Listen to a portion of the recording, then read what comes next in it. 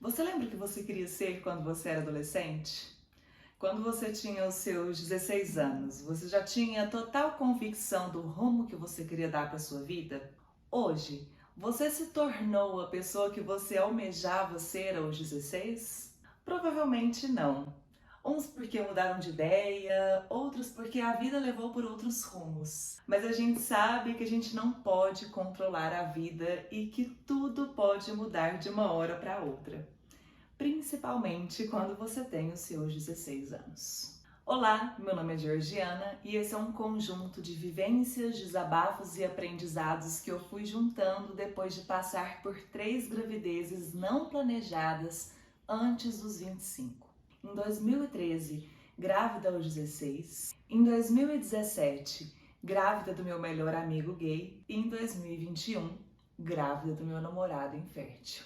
Nesse episódio, a gente vai falar sobre gravidez da adolescência. E se você ainda não escutou o episódio anterior, corre lá para você ouvir o piloto e não perder o fio da meada.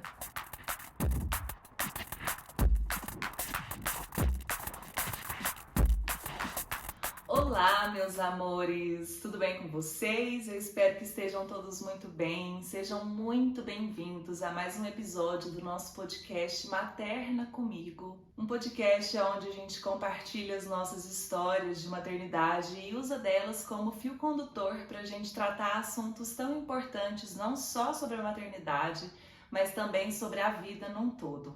Eu tô muito empolgada de fazer esse novo projeto com vocês, é uma coisa que já estava no meu coração há muito tempo. Inclusive, ano passado eu comecei esse projeto junto com a minha amiga pessoal Giovana Bernardes, que já não está mais comigo dentro do podcast, mas ainda somos muito amigas e parceiras. Beijos, Gi! Obrigada pela super companhia na nossa primeira temporada, foi super importante. Mas várias coisas foram acontecendo. Primeiro que o estúdio onde a gente gravava o nosso podcast fechou e era um estúdio que a gente fazia parceria e a gente não tinha tempo e nem dinheiro para investir, mas por um lado também foi bom porque a gente também se desenvolveu muito profissionalmente, individualmente também.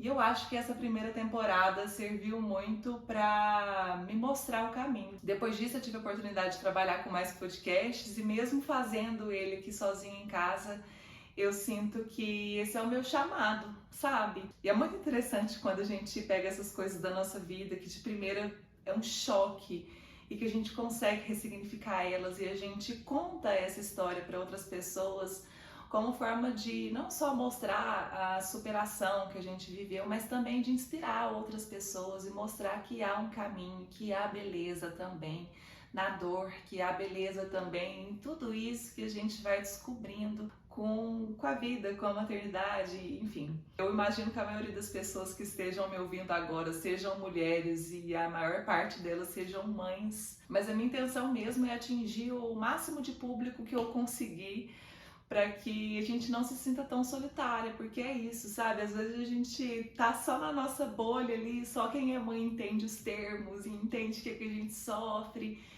E muitas vezes a gente não tem nem essa rede de apoio materna, né? Por exemplo, eu tenho poucas amigas mães, assim, de convívio diário. E isso é bem solitário mesmo. Então, uma coisa muito boa da internet foi essa união, né, que a gente conseguiu ter através do online, da vida online, das redes sociais. E ano passado eu postei um vídeo, tipo, com um resuminho só da minha história, com 3 fotinhas lá, minha grávida em 2013, 2017, 2021, meus filhos, etc. E aí bombou, ganhei mais de 40 mil seguidores e muitos haters também.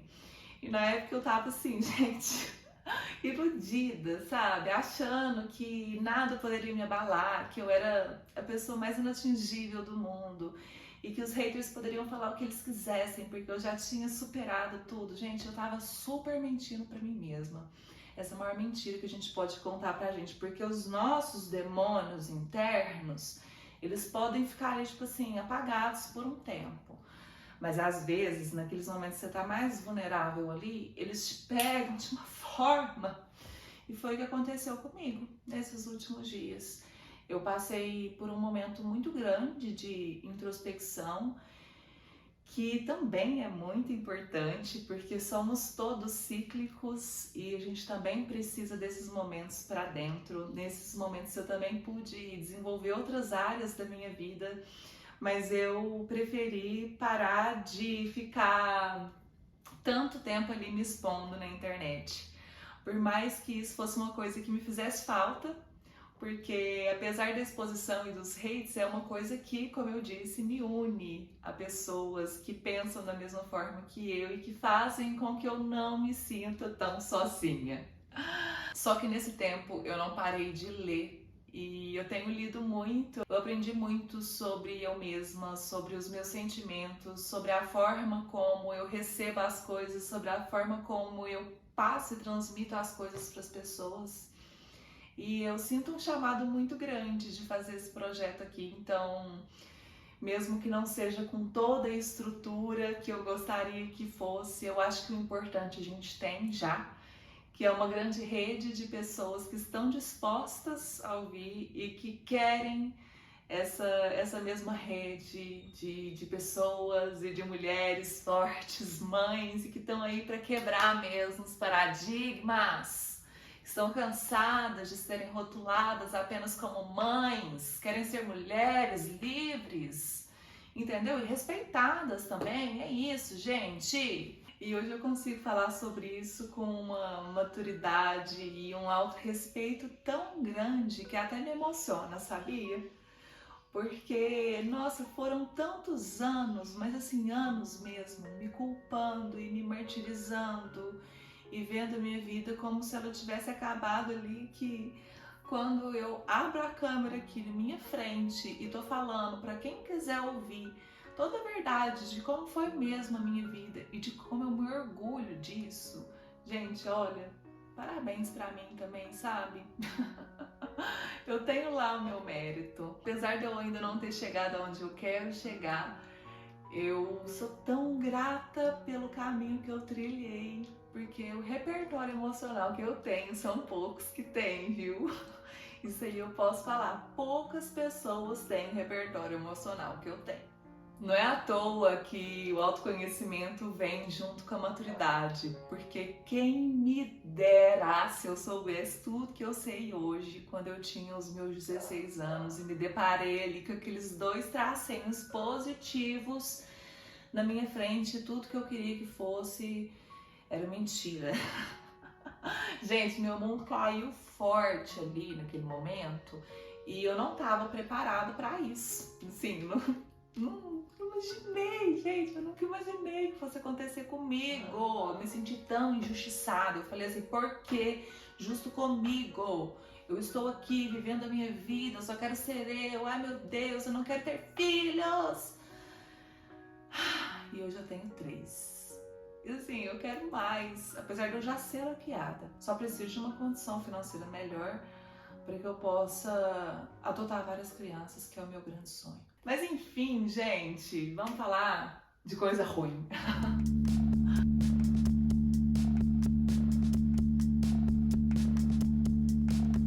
Segundo dados da SINASC e SUS, por dia, 1.043 adolescentes se tornam mães no Brasil. E por hora, 44 bebês nascem de mães de 10 a 20 anos. Além de trazer consequências emocionais, sociais e econômicas tanto para a mãe quanto para o filho, a ocorrência de evasão escolar e riscos à saúde, como ruptura do colo de útero, mortalidade materna, nascimento prematuro e aborto natural, são muito maiores entre mães adolescentes. Eu era uma adolescente normal, estava no 3º ano do ensino médio, eu pensava em prestar direito, mas meu sonho mesmo era ser modelo. Então eu estudava o bastante, o suficiente para tentar conseguir passar numa faculdade, mas simultaneamente eu corria ali atrás do meu sonho de ser modelo. Eu queria ser livre, gente, eu queria viajar, eu queria conhecer lugares lindos, eu queria coletar várias experiências memoráveis, queria ser solta, viajar sem data para voltar, sabe? Queria ganhar dinheiro, mas não muito, sabe? Nada de luxo, só o suficiente para me manter viva. Quando eu tinha 13 anos, eu comecei a participar de seletivas de modelo e aos 16 eu finalmente consegui chegar na semifinal de um concurso de uma agência de modelos bem famosa. E aí eu fiquei semanas sem me alimentar direito, fazendo exercícios diários para manter ou até perder algumas medidas. Afinal, eu poderia ganhar um bom dinheiro, além de um contrato de pelo menos 5 anos com a agência, que já daria um ótimo pontapé inicial para minha carreira. Mas como eu disse, aos 16 anos a gente não tem muita noção das coisas no geral, então eu achava completamente normal passar dias sem comer, só para entrar num padrão estético que foi estabelecido pela sociedade. A Valesca Zanello faz uma metáfora muito consistente sobre a prateleira do amor em seu livro, onde as mulheres aprendem que seus corpos são um grande capital simbólico e matrimonial. A prateleira é marcada por um ideal estético construído historicamente no nosso país: branca, loira, magra e jovem. Quanto mais distante desse ideal, pior a localização da mulher na prateleira, o que diminui as chances dela ser escolhida por um homem ou até mesmo respeitada em sociedade, em um contexto onde aprendemos que só somos desejáveis se algum homem nos deseja. No final das contas, eu não pude concorrer à semifinal, porque algumas semanas antes eu descobri que eu estava grávida. Fiz o teste de gravidez e lá estavam os 2 tracinhos mais temidos e desejados pelas mulheres: positivo. E pode demorar um pouco pra gente perceber que algumas coisas vão precisar ficar pra trás e a gente começar a enxergar beleza no que vem pela frente. Mas como eu tava dizendo, não havia nenhum espaço pra gravidez dentro do meu ideal de vida. Eu não queria ser mãe aos 16 e isso, na verdade, não era nem pra estar sendo cogitado. O fato de eu vir de uma família muito conservadora fez com que eu me sentisse, além de tudo, muito culpada. E hoje eu entendo que a culpa estava diretamente ligada com a vergonha que eu sentia e que na época eu não sabia processar. Se eu soubesse o que eu sei hoje, eu teria tido mais compaixão pelos meus sentimentos, eu teria acolhido a minha vergonha, eu teria entendido que o meu erro não me define como pessoa. Mas como a gente é bem mais suscetível a sentimentos opressores quando a gente é adolescente, eu acreditei que engravidar teria sido sim um erro que acabaria com a minha vida. E acontece que nós seres humanos, a gente aprende o que é certo e o que é errado desde o momento que a gente nasce. Mas esses valores morais não foram estabelecidos por nós mesmos. Mas também a gente aprende a seguir esse sistema de crenças a ponto de acreditar neles e, pior, se punir por isso. Eu descobri a minha gravidez em março de 2013. Eu estava no primeiro semestre do 3º colegial, ano em que é definida a sua trajetória profissional. Eu fiz aproximadamente uns 5 testes de gravidez diferentes, todos positivos até eu aceitar que eu de fato estava grávida. Demorou semanas para que eu tomasse a coragem de falar com os meus pais. E eu lembro que no dia minha melhor amiga Natália estava comemorando o aniversário dela e eu fui na festa, mas eu estava visivelmente triste. Em certo momento a Juliane, que é a mãe da Natália, me chamou num canto pra gente conversar e perguntou pra mim o que estava acontecendo comigo.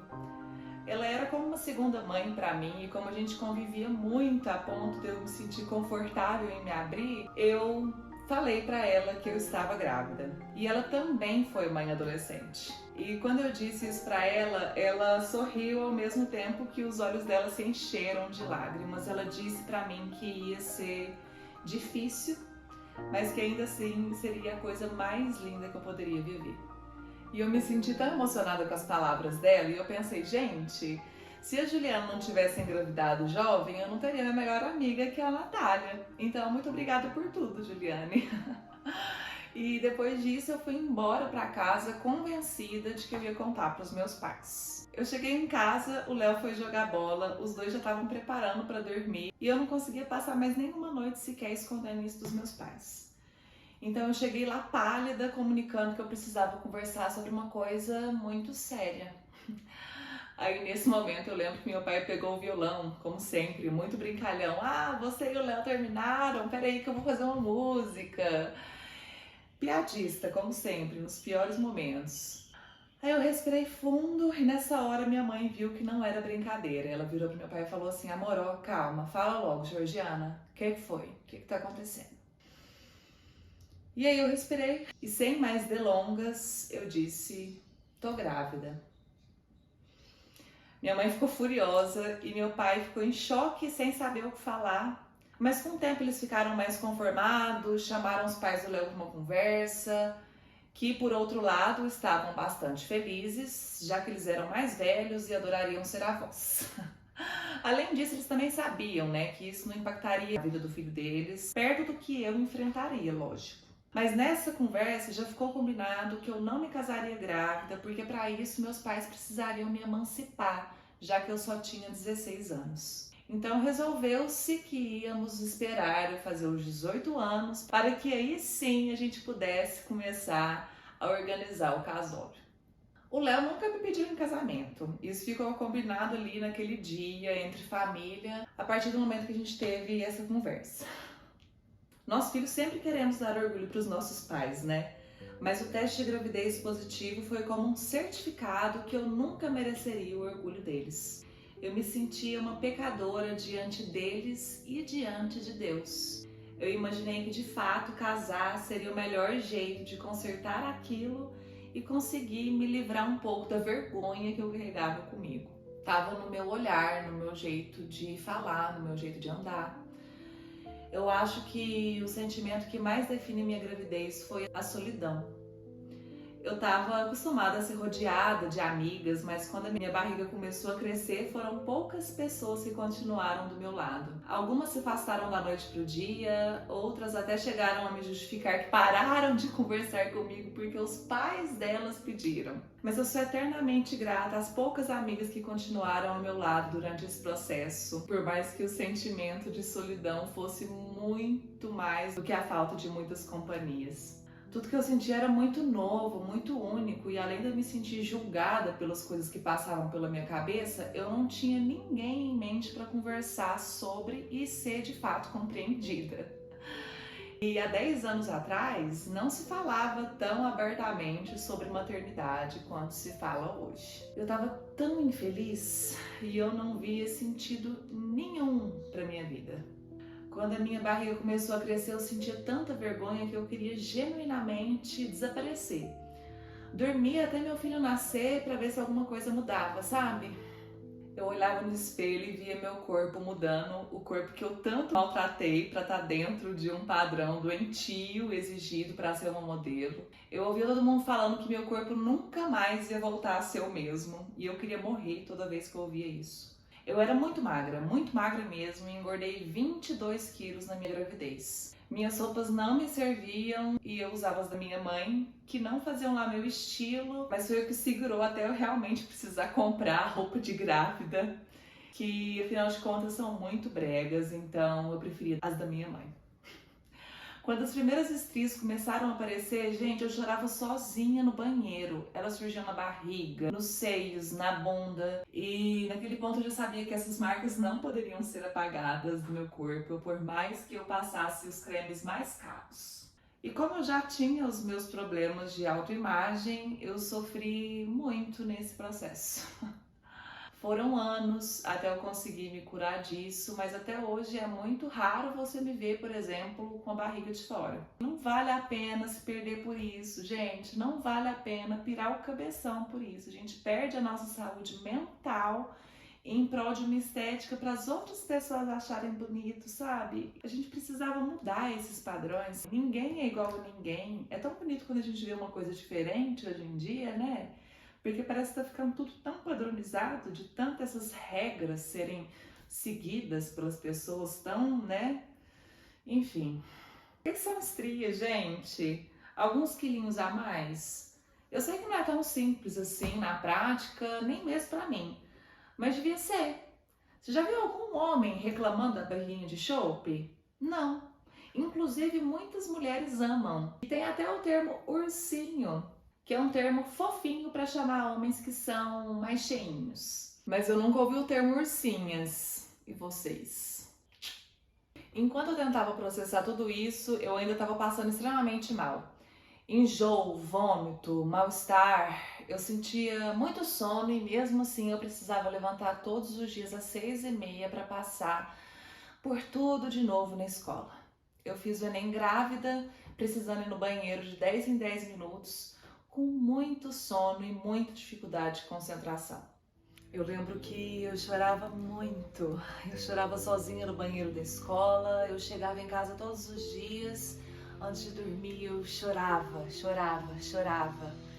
E eu chorava muito no colo da minha mãe, que depois de uma semana em choque, foi a pessoa que mais me apoiou e esteve ali por mim.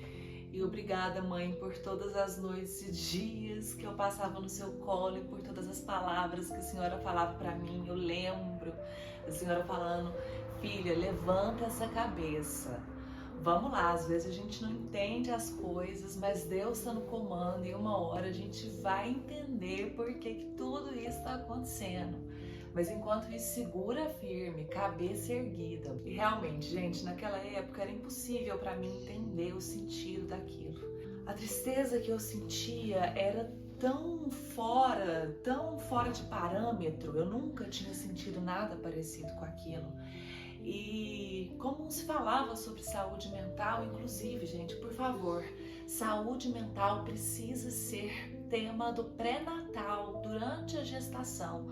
As mães precisam ter apoio psicológico e precisa ser um tema abordado, porque às vezes a gente está sentindo as coisas ali dentro da nossa cabeça e a gente não sabe que isso é normal de se sentir e que existem fatores hormonais, biológicos, econômicos para tudo isso estar acontecendo. A gravidez na adolescência é fator de risco para doenças psiquiátricas como ansiedade e depressão. As repercussões da saúde mental provocadas pela gravidez durante a adolescência têm espectro variado e incluem sofrimento mental, consumo de álcool e outras drogas, ideação suicida e até mesmo tentativa de suicídio. Quem talvez nunca tenha sentido isso, ou quem tenha vivido uma gestação muito feliz, não vai entender o que eu estou falando, mas quem passou vai identificar sim que é um sentimento, gente, de tipo assim, meu Deus do céu, sabe? É um pânico total, assim, 24 horas por dia, era uma agonia. E aí eu não sentia fome, quando eu comia eu vomitava, e eu sempre com aquele sentimento ruim, assim, e aí juntava com todo mundo me julgando, e eu mesma me julgando. As mães precisam desse acompanhamento psicológico, porque assim, é uma coisa tão solitária a palavra. Dentro da nossa cabeça não tem com quem que a gente falar, e aí já vem todas aquelas expectativas que colocam na gente, que tem que ser assim, tem que ser assado, e tem que fazer assim, e tem que estar com a cara boa o tempo inteiro, e vai lá passando uma maquiagem, você tá com cara de doente. E aí você fica assim, Jesus amado, aí tem a pressão de fora, todo mundo te julgando, aí uma pessoa vai e fala mal, aí você tem que olhar no espelho e se sentir bem, e você não consegue, gente, você não consegue. E eu passei por isso durante os 9 meses de gestação, assim, na minha cabeça. Foi muito difícil, muito difícil. Por isso que eu acho que quando chega alguém, alguma mulher querendo me falar sobre como foi a experiência dela durante a gestação, eu amo ouvir. E eu amo validar e explicar que assim, não existe essa dicotomia de ai, tá tudo bem, ai, tá tudo péssimo.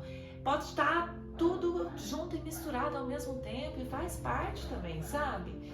Então, esse acolhimento é importante. Tipo assim, você não precisa desistir da sua vida, mas você também não precisa se julgar por estar se sentindo mal. É uma fase difícil. Ó, presta atenção, tudo que você está passando, tudo que está acontecendo dentro da sua cabeça, do seu cérebro. Os fatores hormonais, fatores biológicos, fatores econômicos. Então, tudo isso, assim, se a gente tivesse uma pequena noção, talvez seria mais fácil de passar pela fase, né? Porque assim, não vou falar que vai ser fácil, que vai dar certo, vai ser tudo fácil. Não vai.